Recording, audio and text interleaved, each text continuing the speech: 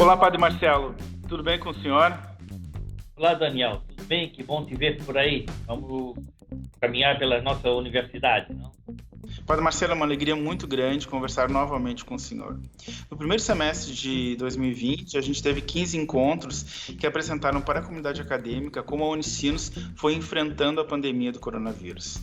Agora, no segundo semestre de 2020, teremos mais 6 encontros, nesse espaço que afetivamente o senhor batizou de Caminhando pela Unicinos. Estou saudando também o Gabriel, que está ali escondido atrás de todos os aparelhos, né? E saudar toda a nossa comunidade, né? Num esforço bastante singelo, né? E nos frequentarmos e, eventualmente, tomarmos um café junto e sentarmos num dos bancos aí da nossa universidade, isso tudo remotamente.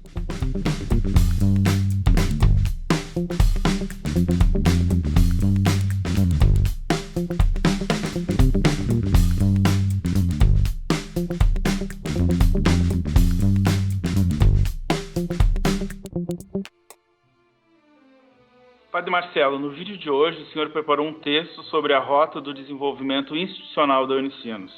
O senhor chama atenção para a necessidade de se repensar e de se reinventar a Unicinos, especialmente agora, nesses tempos de incerteza desencadeada pela pandemia do Covid-19. Na sua opinião, quais são as bases que orientam essa reinvenção? Daniel, a tua pergunta é bem ampla e eu poderei tentar fazer um itinerário para ir tocando todos os pontos que tu me colocaste. Não? Então vamos lá, vamos começar a nossa fala, né?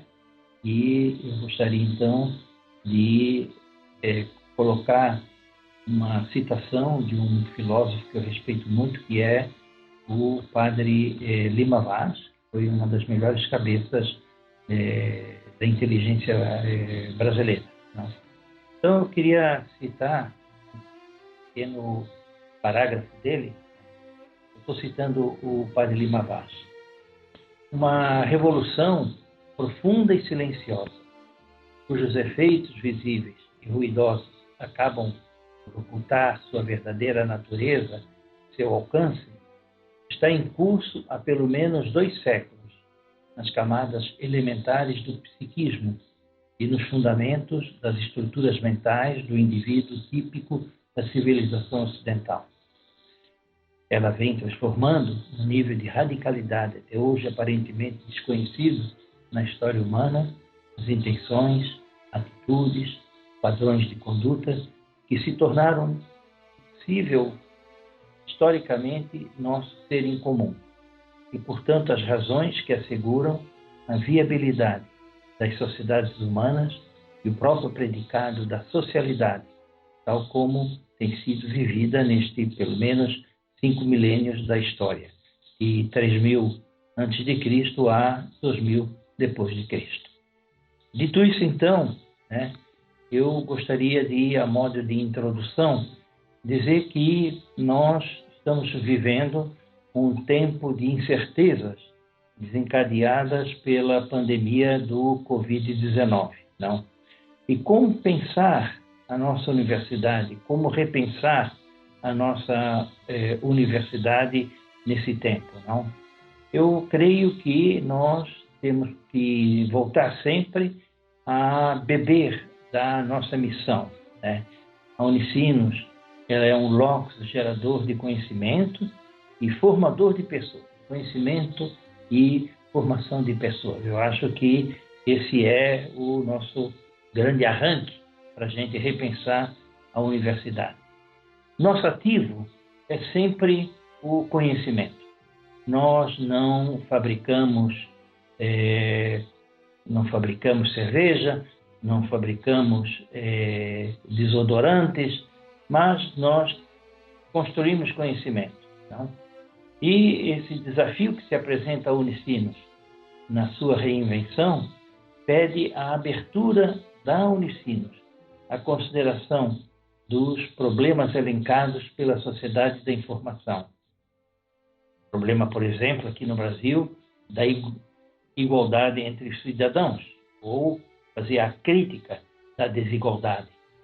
Problemas levantados pelo mercado, que está em vias de se digitalizar, ou o problema da nossa própria sustentabilidade financeira e a questão dos padrões de conduta que garantam a nossa especificidade como uma universidade arraigada na missão dos jesuítas. Então, esse tempo pede das universidades em geral o despojamento da condição de única detentora do capital intelectual, embora seu principal agente. Ora, as próximas décadas, após o imprevisível e disruptivo fato pandêmico, quer dizer, eu estou considerando a pandemia como um fato imprevisível. Não? Nós nos deparamos com um importante desafio e um claro compromisso. Desenhar, desenvolver e consolidar uma sociedade capaz de transformar pelas novas formas de trabalho digital os avanços que a inteligência humana vem progressivamente obtendo graças à tecnociência e gerar e distribuir riqueza. Não? Eu creio que nós temos que não só falar de distribuição de renda, nós temos que falar da distribuição de riqueza. Não? Uma questão que eu levo muito em consideração é que nesses últimos 3 séculos, a modernidade ocidental, vamos falar assim, a racionalidade lógico-matemática, ela se consolidou como a ciência que rege a proposta de construção de conhecimento, não? E eu acho que nós temos que levar em conta as várias transições, de paradigmas de conhecimento para a gente entender a que ponto a universidade contemporânea está. Um ponto importante que eu queria dizer é que a mecânica Newton, ela deu o rumo da discussão nesses últimos 3 séculos. Não? É a mecânica Newton, e a mecânica newtoniana, que é o paradigma, digamos assim, clássico da racionalidade empírico-formal. Esse gráfico que vocês podem ver, nos diz que, segundo a mecânica newtoniana, espaço, tempo e matéria do universo são tratados separadamente, independentemente e deterministicamente. Eu gosto muito dessa imagem aí. Ora, para não dizer que não falei de flores, não, vou dizer que falei de filosofia. Não? A modernidade filosófica, ela é uma espécie de superestrutura da racionalidade científica. Não? E a gente tem que levar em conta que sem Newton nós não teríamos Kant, não teríamos Hegel, não teríamos Marx, não teríamos Max Weber, ou seja, os grandes tecelões da nossa modernidade contemporânea. Não? E também as próprias ciências humanas, ao se definirem no seu perfil epistemológico, eles seguem a trilha aberta por Newton. Eu vou evocar aqui 3 dimensões de uma reflexão filosófica atualizada. A esfera do social, a esfera do político e a esfera do ético. Não? Então, a partir da mecânica newtoniana, passou-se a compreender a sociedade como sistema de necessidades ou sistema econômico. E foi através da mecânica de Newton que foi construído o paradigma da moderna economia política. Não? Então, eu creio que, juntamente com a esfera do social, a gente precisa passar pela esfera do político E na esfera do político, sempre levando em conta que nós estamos nos movendo na questão do horizonte da mecânica newtoniana, né? Há uma convergência, né, na questão do vínculo do sistema econômico na igualdade concreta em que diferenças culturais, naturais e adquiridas são postas na isonomia ou na igualdade perante a lei. Eu creio que esse é um ponto que, ainda aqui no Brasil, ainda tem que ser muito trabalhado, não? E justamente com essa questão da igualdade perante a lei, como se dá a conciliação da justiça com a racionalidade administrativa e com a eficácia do poder executivo, né? Esse é um desafio que cabe ao Estado saber dar a oportuna o oportuno endereço, não? Finalmente, ainda dentro dessa esfera filosófica, né, a esfera do ético, que é o grande tema da liberdade e como é que se comunga a questão da justiça com a liberdade. Eu estou falando aqui de que a democracia, né, ela torna possível a livre participação dos cidadãos na discussão e decisões em torno do bem comum e da coisa pública. Não? Padre Marcelo, a sua reflexão, então, nos convida a perceber como a racionalidade da mecânica newtoniana ela foi fundamental para se desenhar os padrões éticos, políticos e sociais num período que a gente poderia chamar de modernidade pós-cartesiana. Mas nesse percurso, a cultura também tem um papel muito importante.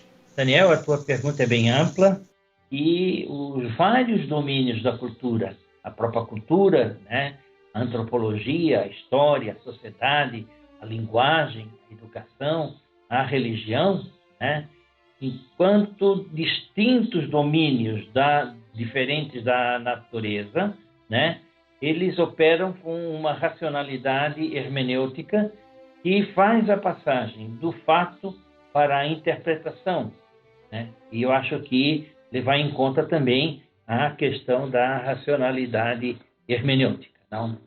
Então, um ponto que para mim é de uma suma relevância, né, é o seguinte: perante as incertezas geradas pelo Covid-19, como é que a gente vai se colocar essa pergunta? A civilização do trabalho terá chegado à sua exaustão? Estamos todos, quase todos pelo menos, trabalhando na sua casa. Não estamos no ambiente externo. Então, o que é que vai ficar, o que é que vai sobrar da civilização do trabalho? E uma outra questão, né, em torno a que valor civilizacional as universidades vão se organizar para continuar gerando conhecimento e formando pessoas. Quais são os valores civilizacionais pós-pandemia? São perguntas fortes, não? Então, aqui a gente tem uma transição epistemológica do princípio linear de causa e efeito para o princípio complexo do sistema e sincronia. Ou seja, saímos da mecânica newtoniana e entramos na mecânica relativística de Einstein e na mecânica quântica de Planck. Então, são esses nomes, não? Newton, Einstein, Planck, e a gente vai percebendo que estão no subsolo da nossa civilização. Aqui, então, eu mostro para vocês duas imagens, não? Uma, a visão newtoniana, que comandou a era industrial, e a visão relativística e quântica, que está iniciando, digamos assim, a era da informação e a era do conhecimento. essa imagem, eu me apropriei dela numa palestra lá numa das minhas viagens às universidades coreanas. Gostei muito dessa imagem aí. Ora, a explicação linear do universo, né, segundo o modelo de causa e efeito, dá lugar à explicação complexa, segundo o modelo da incerteza caótica. Vejam vocês, né? Há uma semântica que vai sendo elaborada, não? E o que eu queria dizer para vocês é que no mundo subatômico microscópico, espaço, tempo e matéria são interativos, complementares e comutáveis, não? E segundo o princípio da incerteza de Heisenberg, a posição e o momento de uma partícula não podem ser conhecidos simultaneamente. Veja, esse é o fundo. Eu não sou dessa área de conhecimento da física, mas eu me vi obrigado a escavar, digamos assim, na reflexão filosófica, as raízes, não, do que a gente está chamando a modernidade tardia, né? Um conceito novo, né? Uns chamavam de modernidade moderna, outros de modernidade pós-cristã. Eu estou trabalhando com o conceito de modernidade tardia, não? E eu queria dizer para vocês, né, que o que é importante, né, é que, se nós quisermos saber, e é essencial, temos de deixar de pensar o mundo apenas como constituído por peças isoladas e começar a considerá-las como um todo interrelacionado. Um outro ponto também que se deve alertar é que o cerne de todas as formas digitais de comunicação é a lógica binária. Trabalha com 0, e com isso a gente pode entrar num engano se a lógica binária é adotada como a orientação filosófica dominante. Então, em vez da gente pensar ou, né, com base nos 2 dígitos binários, 0 e 1, nós podemos pensar em base a uma lógica EE. É isso que eu gostaria que a gente ficasse, né? Hoje em dia, nós precisamos alterar a forma como pensamos e como tentamos resolver problemas do mundo real. A visão holística ajuda-nos a efetuar ligações e a construir relacionamentos, a encontrar significados por meio de contextos maiores. A gente pode tentar ter como foco a questão da revolução científico-tecnológica contemporânea, desencadeada pela microeletrônica e pela bioengenharia. Hoje em dia, eu tenho trabalhado muito com a questão do esquema mental contemporâneo, né, que é desenvolvido pela informática. A informática, ela levanta a pretensão de reordenar a inteligibilidade da realidade, né? E ela calcula em base à informação, com a ajuda de algoritmos, programas, computadores de toda espécie, e a informação é codificada nos dados numéricos. O algoritmo é o mecanismo conceitual do cálculo sistemático. O programa constitui a escritura precisa do algoritmo na linguagem apropriada e a máquina é o objeto material de fazer os cálculos necessários para transformar os programas em ação. Dito isso, né, de maneira muito sumária, e eu sublinho, eu me movo com muito respeito e com muito cuidado, porque a minha origem básica é filosofia, mas eu me sinto tocado por essa nova base da nossa realidade. Então, tabela, né? Eu também peguei lá na Coreia, né? Eu queria compartilhar com vocês, tá? De ver direitinho o que é o século XX, o que é o século XXI, né? E aí a gente pode ver ciência, física de Newton, século XXI, relatividade e a quântica, tecnologia, hardware, século XXI, software. A sociedade, vejam vocês, sociedade industrial, sociedade da informação. Será que isso está tão longe de nós? Olhemos o parque tecnológico aqui da Unicinos. O que a economia aqui do Vale dos Sinos está conseguindo se reerguer. Não mais, ou não principalmente pela produção de sapatos, né? Mas pela a questão da alta tecnologia do software. A economia nacional, economia global, trabalhador manual, trabalhadores do conhecimento. Lá na fábrica da HT Micro, né, os operários são engenheiros e os teares são os microscópios. A hierarquia da autoridade e as redes. A opção única e as múltiplas opções. De novo, essa lâmina aí me ajuda muito, muito mesmo, não? Padre Marcelo, nesse breve panorama que o senhor esboçou sobre a ciência na contemporaneidade, qual seria então o desafio de ressignificação da ciência aqui na Unicinos? Eu acho que esse é um ponto, né, e a gente não pode escamotear, né? Nós temos que nos colocar a questão inevitável e diz respeito às próprias condições de possibilidade de uma vida plenamente humana.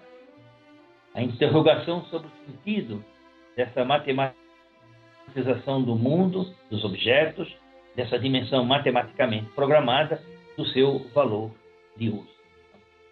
Ora, a tecnociência ela vem se desenvolvendo de maneira espetacular, não? E todo o problema da relação entre ciência e sociedade, ciência e humanismo, né? Ele tem uma radicalidade tremenda no mundo contemporâneo, não? Esse futuro ele já começou aqui em São Leopoldo, já começou em Porto Alegre, já começou na nossa Unicinos, né? E nós temos que ver como nós vamos dar conta, né, de construir uma imagem de mundo e uma imagem de ser humano que povoará esse mundo novo. Ora, como comunidade universitária, cujos raízes se alimentam do humanismo jesuíta, nós nos colocamos uma pergunta muito séria. Deverá o homo técnico renunciar à prerrogativa essencial da sua humanidade, que é a compreensão do seu mundo e das razões do seu existir e do seu agir? Poderá a qualidade de vida ser definida apenas em termos de objeto, uso, necessidades, satisfação, consumo? São questões decisivas no processo de reinvenção da Unicinos, no contexto da primeira figuração da humanidade sob a regência da tecnociência, porém, fortemente impactada pela pandemia do Covid-19. Ninguém é verdadeiramente livre se não é capaz de dar razão da sua liberdade, e a sociedade, que se estrutura em torno da forma mais audaciosa, universal e eficaz das razões, a razão científica, ainda não consegue oferecer ao ser humano razões compreensíveis e convincentes para o seu livre ser e o seu livre agir. Ora, como é que nós, né, os humanos, né, como é que nós compreendemos, ao menos na sua inspiração fundamental, a natureza do próprio projeto de explicação científica e de transformação técnica do mundo? Eu acho que essa é uma bela oportunidade para a Unicinos dar suas razões à sociedade no processo da sua fatigosa reinvenção. é que o modelo universitário brasileiro ele está se exaurindo. Como é que nós vamos encontrar formas de ver o mundo, ver o mundo com uma visão global, né? Aí a gente precisa considerar o nosso self como um todo espiritual e físico, não? E aí sim, a nossa comunidade universitária precisa de um paradigma holístico como suporte do seu projeto de oferecer educação superior nas próximas décadas pós-pandemia Covid-19. Uma questão que eu creio que é de suma importância é eliminar a rigidez das linhas divisórias entre os termos das tradicionais dicotomias que polarizam ciência e arte, razão e fé, indivíduo e sociedade, educação e vida, universidade e negócios, como se a vida fosse vivida por seccionamentos estanques, isolados em suas operações. Concretamente, no caso da própria ideia de universidade, ciências básicas, ciências aplicadas, humanidades e tecnologia, ética e negócios, fé e ciência, metas e processos, estratégias e meios, valor social e valor econômico, são algumas das dualidades consideradas fora da inter-relação e complementaridade que as constituem, só reforçam as críticas ao isolamento social de quem ainda padece expressiva número de universidades. Então, só passando a estabelecer aquela inter-relação e aquela complementariedade, né, as universidades poderão produzir resultados positivos no contexto holístico da modernidade pós-Covid. Eu creio que reformularia essa afirmação dizendo, né, através da inter-relação e da complementariedade, a Unicinos poderá justificar a sua relevância à sociedade na qual nós nos inserimos. Estão aparecendo novos saberes, novos fazeres, né? A ordem científica e cultural ela está passando por uma grande transformação, né? A política está se transformando, né? A economia está se transformando, o mercado ele está se digitalizando, né? E como estabelecer uma economia de mercado digital socialmente orientado pelo bem comum, né? Então, essa questão da gente fazer um diálogo fecundo entre aquilo que vem da melhor tradição da nossa humanidade com os novos horizontes que vão se abrindo com toda essa questão da informática, não? A Unicinos, ela vem se reinventando no cenário de uma visão sistêmica, de uma visão holística, né? A partir da educação híbrida e da educação à distância, que processos serão estabelecidos? Quais os agentes protagonistas? Que resultados serão alcançados? E que bens tangíveis e intangíveis serão produzidos? E essa é uma parte das questões que devem entrar na pauta das nossas discussões. Ora, eu quero alertar, né, que o empreendedorismo, a inovação e a sustentabilidade se tornaram palavras de ordem que nós estamos escutando frequentemente nos nossos corredores. Mas eles não podem se tornar conceitos abstratos, exaustivos, né? Mas são propostas de renovações percebidas pelos sujeitos do processo social, tanto no plano dos bens sociais simbólicos, como dos bens econômicos ou financeiros.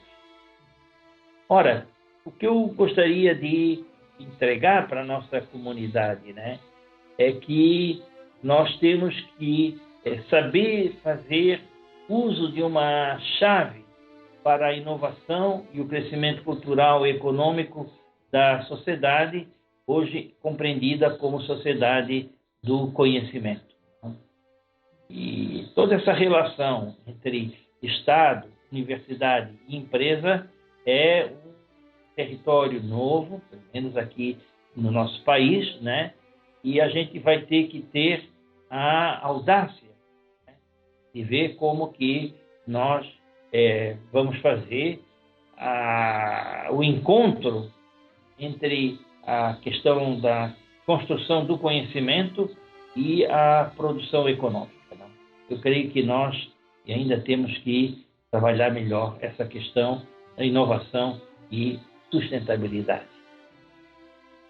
Ora, eu estou convencido que a Unicinos está sendo convocada pela sociedade, pelo Estado, para, mediante a participação de seus pesquisadores nos processos de inovação tecnológica, contribuírem para a agregação de valor aos bens intangíveis e aos bens tangíveis gerados pelas empresas aqui no nosso país. Nós vamos ressignificar a Unicinos para a produção do conhecimento aplicável a processos de geração e distribuição de riqueza e para o entendimento complementar do valor agregado dos saberes diferenciados que ela deve abrigar. Então, nós temos que, como a gente já fala mais vezes, né, nós temos arranjos colaborativos complementares, né, e o Estado estabelece políticas públicas que parametrizam o que pesquisar, para quem pesquisar e com quem pesquisar, né, para além dos temas de grande valor econômico, no âmbito da sua pertinência social. É uma fala bastante rápida, uma fala talvez até difícil, né? Mas eu creio que é o esforço de ir traduzindo uma gramática, de traduzir uma semântica que dê a sustentação da nossa identidade como uma universidade global de pesquisa. Padre Marcelo, muito obrigado por essa reflexão que nos inspira a pensar a nossa universidade em um contexto complexo, marcado pelos desafios da sociedade da informação, pelo compromisso com a sustentabilidade financeira e conduta ética, com foco na formação integral da pessoa humana. Até o nosso próximo encontro.